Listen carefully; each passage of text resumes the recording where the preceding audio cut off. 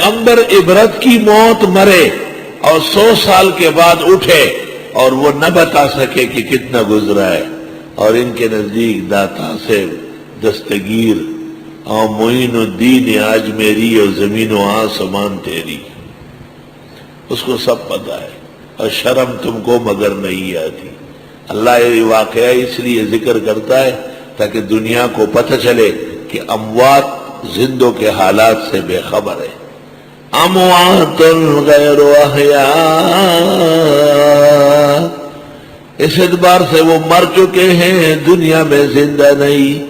وما یشعرون، ان کو پتہ نہیں، ایان یبعثون، کب اٹھائے جائیں گے۔ ان کے نزدیک سب بابے سب کچھ جانتے ہیں۔ وہ کمکل، وہ عقیدے کے بد نصیب، خدا نے عزیر پیغمبر کا قصہ کیوں کیا؟ اصحاب کہف 309 سال بعد اٹھے، 309 سال بعد دقیانوس کے زمانے کا سکہ بازار لے گئے، آؤ دکھایا، وہ پکڑا گیا۔ اولیاء پکڑ دکڑ سے نہ بچ سکتے ہیں نہ بچا سکتے ہیں۔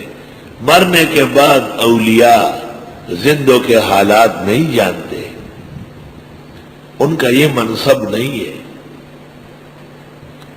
اگر وہ احادیث صحیح ہو جس میں پیغمبر کے سامنے امت کے اعمال پیش کیے جاتے ہیں تو اس کا مطلب یہ ہے کہ جب تک خدا نہ بتائے نہیں جان سکتے۔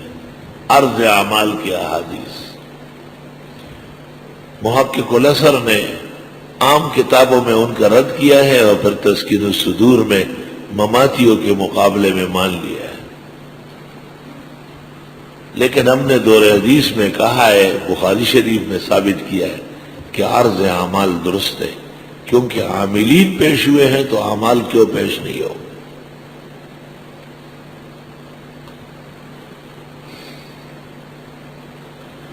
احمد رضا خان بریلوی کو سنو کیا کہتے ہیں؟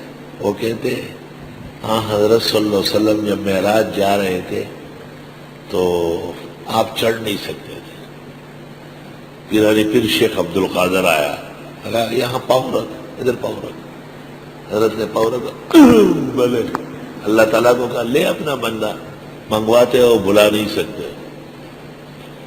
اور یہ ایسی ویسی کتاب میں نہیں ہے، بریلیان مر رہے اس کے۔ اب یہ فتاوی افریقہ صفحہ 114، اور سن اشعار سن کیا کہتا ہے، یہ ڈکوسلا نہیں ہے، یہ حقیقت اردو میں لکھی ہوئی ہے۔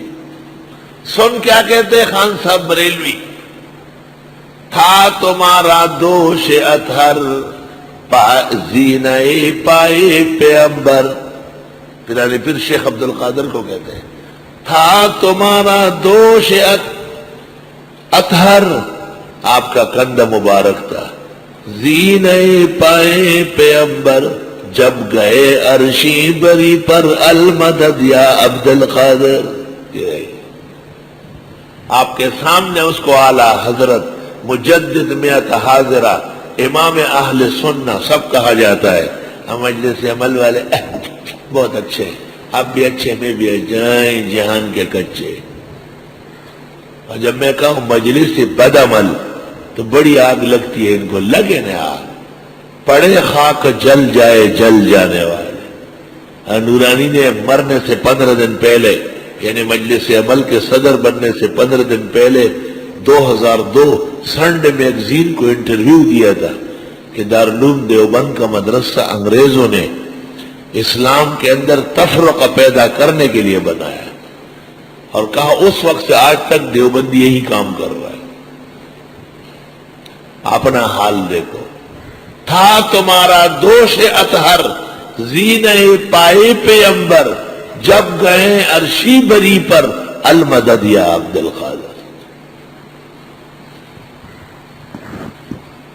ایک جگہ احمد رضا خان بریلوی لکھتے اسی کتاب میں صفحہ 187 پر کہ قیامت تک دین میں نئی نئی چیزیں ڈالنے کی ہمیں پیغمبر نے حق دیا ہے۔ قیامت تک دین میں نئی نئی چیزیں ڈالنے کی پیغمبر نے ہمیں حق دیا ہے، اور وہ سب کے سب سنت کے حکم میں ہوں گے۔ جو ہم ڈالیں گے وہ پیغمبر کی سنت ہوگی۔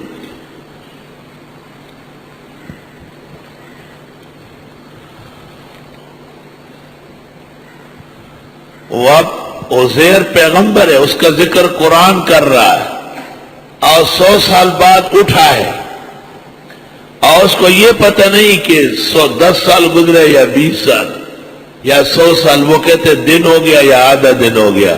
خدا نے کہا بلکہ 100 سال ہو گئے۔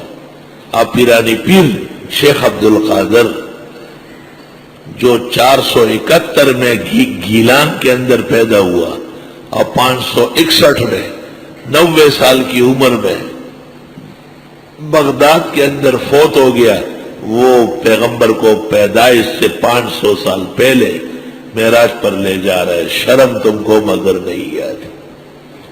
بریلوی اینڈ کمپنی کو اپنے ایمان پیدا کرنا چاہیے، اپنے کفری عقائد سے توبہ کرنا چاہیے۔